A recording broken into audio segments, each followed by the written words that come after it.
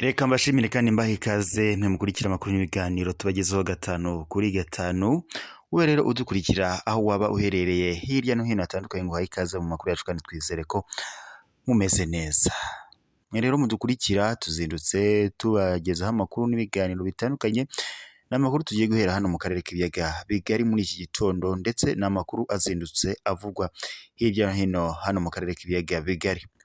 We rero waba udukurikiye aho waba uherereye hirya no hino utarakanda subscribe kuri channel yacu, reka ngushishikarize gukandaho maze uzajye uba mbere kubona amakuru n'ibiganiro tukugezaho gatanu kuri gatanu. Amakuru rero aba agiye kwibanda ku ngingo z'ingenzi zitandukanye, aho tugiye guhera amakuru yacu karimo aravugwa ku mutekano hagati ya Repubulika Iharanira Demokarasi ya Kongo n'u Rwanda ndetse n'umuhuza Angola. Amakuru yaje gutangazwa na Perezida wa Repubulika Iharanira Demokarasi ya Kongo Antoine Felix Tshisekedi ubwo yari ari imbere ya ONU. Uti yagize ati rero ni mu gihe cyari gishize perezida w'iki gihugu cyangwa se leta ya Kongo na leta y'u Rwanda bitumvikana, umutekano wazambye mu gihe kitari munsi y'imyaka ibiri, aho umutwe witwaje intwaro wa M23 watangiraga kugaba ibitero ku ngabo za leta FARDC. Mu gihe rero leta ya Kongo yakomeje gushinja leta y'u Rwanda ko yabifasha umutwe witwaje intwaro wa M23, ndetse leta y'u Rwanda yakomeje ndetse no guhakana ibiyivuye inyuma. Nyuma y'ibyo byose rero leta y'u Rwanda nayo yakomeje gushinja leta ya Kongo ko yabifasha umutwe witwaje intwaro wa FDLR, ndetse umutwe wa FDLR unarimo abasize bagize uruhare muri jenoside yakorewe abatutsi mu Rwanda muri Mata 1994, ndetse uyu mutwe wa FDLR ukaba unakomeje gushaka guhungabanya umutekano w'u Rwanda.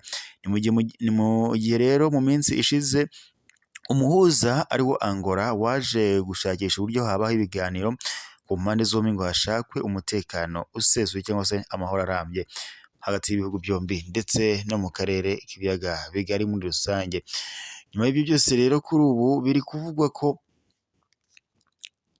ubwo nyine leta ya Kongo bagezagaho cyangwa bayihaga igitekerezo cy'uko hagomba gusenywa umutwe witwaje intwaro wa FDLR, leta ya Kongo yaje gutera utwatsi cyangwa se yaje gukata cyangwa se yaje guhakana ibiyivuye inyuma, kandi yari yamaze kubyemera. Kuri ubu rero biravuga ko imbere ya Loni perezida wa Kongo Antoine Felix Tshisekedi yaje kwemera ngo ko azubahiriza amasezerano yose ya Rwanda nyuma y'igihe kitari gito yarabyanze. Ayandi makuru turaza kuyakomereza muri Cabo Delgado, tubabwire ko hari abakekwaho ngo kuba bakorana n'ibyihebe bihungabanya umutekano muri iki gihugu cya Mozambique, ndetse ngo abangaba baje kuba batabwa muri yombi. Mu kanya turabagezaho amakuru yacu ku buryo burambuye. Reka rero ngaruke nongere mbahe ikaze mu makuru yacu ku buryo burambuye, n'ubu tugiye guhera muri Repubulika Iharanira Demokarasi ya Kongo cyangwa se ku mutekano w'u Rwanda na Kongo uko bihagaze. Perezida wa Kongo Antoine Felix Tshisekedi yabwiye inteko ya Loni ko ngo yiteguye gushyira mu bikorwa amasezerano ya Rwanda agamije gushosha umwuka mubi hagati y'u Rwanda na Repubulika Iharanira Demokarasi ya Kongo, ndetse anavuga ko n'ibindi bihugu ngo byashyiraho inzira y'uburyo ibibazo byakemuka yiteguye kubiyoboka. Ni ibyo rero Perezida Antoine Felix Tshisekedi yabitangarije imbere y'inteko ya Loni. Tshisekedi yavuze ko Repubulika Iharanira Demokarasi ya Kongo ishishikajwe n'ibikorwa biganisha ku mahoro arambye mu burasirazuba bwayo, ndetse ngo no kugeza iterambere mu bukungu ku baturage bo muri aka gace ngo kamaze igihe karabaye isibaniro y'imirwano. Yagize ati Repubulika Iharanira Demokarasi ya Kongo ifunze imiryango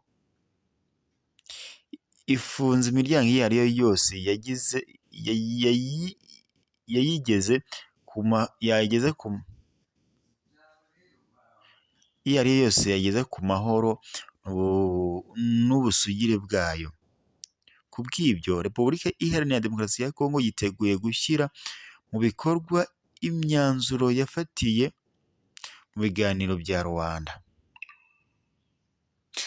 Uyu mukuru w'igihugu cyangwa se uyu mukuru w'igihugu cya Repubulika Iharanira Demokarasi ya Kongo yavuze ko iyi myanzuro igaruka no ku biganiro hagati y'u Rwanda igihugu cye mu kugarura icyizere hagati y'impande zombi. Ibyo Tshisekedi yabivugiye muri Loni bitandukanye kure n'ibyo amaze iminsi yemera, kuko mu minsi ishize mu biganiro bya Rwanda, Minisitiri w'Ububanyi n'Amahanga w'iki gihugu ari we Tereza Wagner Kayikwamba yatesheje agaciro raporo yakozwe n'impuguke zirimo izo mu gihugu cye, nubwo avuga ko azubahiriza imyanzuro ya Rwanda.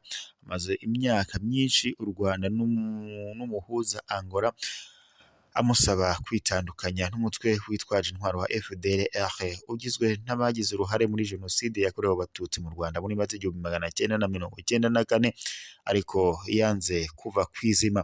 Aho gukora ibyo ibiganiro bya Rwanda bisaba, yahisemo guha abarwanyi ba FDLR intwaro n'ibindi bikenewe binjira mu gisirikare cye ndetse baje nyine guhita binjira mu gisirikare cye batangira kurwanya umutwe witwaje intwaro wa M23 banahungabanya umutekano w'u Rwanda bya hato na hato. Tshisekedi kandi wanasabye ko ibindi bihugu ngo byashyiraho inzira z'ibiganiro, niwe ngo watesheje agaciro ibiganiro bya Nairobi nyuma y'iminsi bitangiye. Ni mu gihe rero u Rwanda na Repubulika Iharanira Demokarasi ya Kongo bimaze igihe byumvikana mu mutekano muke, cyangwa se bihanganye, kimwe gishinja ikindi ko cyaba gihungabanya umutekano w'ikindi gihugu. Ni mu gihe rero ubwo umutwe witwaje intwaro wa M23 watangiraga kugaba ibitero kuri Repubulika Iharanira Demokarasi ya Kongo, Kongo yatangiye gushinja u Rwanda ko rwaba rufasha umutwe witwaje intwaro wa M23. Ni mu gihe rero u Rwanda rwakomeje guhakana ibi rwivuye inyuma, ndetse rugashinja Kongo nayo ko yaba ifasha umutwe wa FDLR. Ni mu gihe na raporo z'impuguke za Loni zakomeje kugenda zigaragaza ko Repubulika Iharanira Demokarasi ya Kongo ifatanya byeruye n'umutwe witwaje intwaro wa FDLR, ndetse unashaka guhungabanya umutekano w'u Rwanda. Reka dukomereze amakuru yacu muri Cabo Delgado. Muri Cabo Delgado biravuga ko inzego z'umutekano za Mozambique zafatiye mu gace ka Mucojo mu ntara ya Cabo Delgado abantu babiri zikekaho gukorana n'abarwanyi b'umutwe w'iterabwoba wa Al-Sunna wal Jamaa, nk'uko amakuru dukurayo akomeza kugenda abitangaza.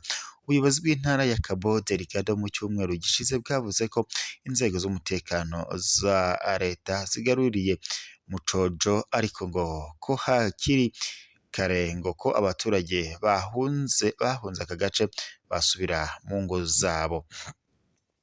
Nk'uko rero amakuru dukura muri Cabo Delgado yakomeje kugenda abigarukaho, bivuga ko abafatiwe mu nzu zabo ziherereye mu mudugudu wa Machova iri mu birometero hafi 2 uvuye mu mujyi wa Machomia, bazira kutubahiriza ibwirizwa ry'ubuyobozi bibabuza kuhasubira. Ubuyobozi bwagaragaje ko kutubahiriza iri bwiriza byatumye bikekwa ko bashobora kuba bakorana n'ibi byihebe byamaze hafi imyaka 4 bigenzura Mucovo. Nk'uko rero amakuru akomeza kugenda n'ubundi abigarukaho, icyakoze biravuga ko abaturage bahunze Mucojo ngo bo basobanura ko bitewe n'inzara iri aho ngo bahungiye abashize ubwoba, ngo basubirayo bakaroba amafi ngo bakabona gusubira mu nkambi zabo. Hari uwagize ati